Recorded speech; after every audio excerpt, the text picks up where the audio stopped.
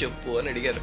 అప్పుడు ఆ రాజు నవ్వి, పూర్వజన్మలో నేను ఏ సాధన చేయలేదు, సాధన చేసే ఉపాధి కూడా కాదు, నేను పూర్వజన్మలో ఒక చక్రవాక పక్షిని, చాలా అల్పజీవిని.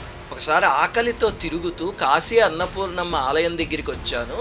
ఆహారం కోసం వెతుకుతూ తెలియకుండానే ఆలయం చుట్టూ ప్రదక్షిణం చేశా.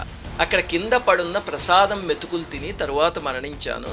సరాసరి స్వర్గం చేరుకుని 2 కల్పాల పాటు దివ్య భోగాలు అనుభవించి ఇప్పుడు భూమిపైన క్షత్రియ వంశంలో జన్మించి రాజ్యపాలన చేస్తున్నాను. అంతా ఆ తల్లి దయ, ఆ తల్లి ఆలయానికి ప్రదక్షిణ చేసిన మహిమ, ఆ తల్లి ప్రసాదాన్ని తిన్న మహిమ, భోగభాగ్యాలతో పాటు నాకు జన్మాంతర జ్ఞానాన్ని కూడా ఆ తల్లే ఇచ్చింది అని చెప్పాడు మహారాజు.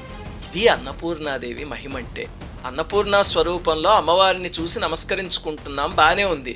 మరి మనం నేర్చుకోవాల్సినవి కూడా 2 ఉన్నాయి, అవి కూడా తెలిసేసుకుందాం. మొట్టమొదటిది, ఆదరంగా అన్నం పెట్టే ఏ స్త్రీమూర్తైనా అన్నపూర్ణ స్వరూపమే.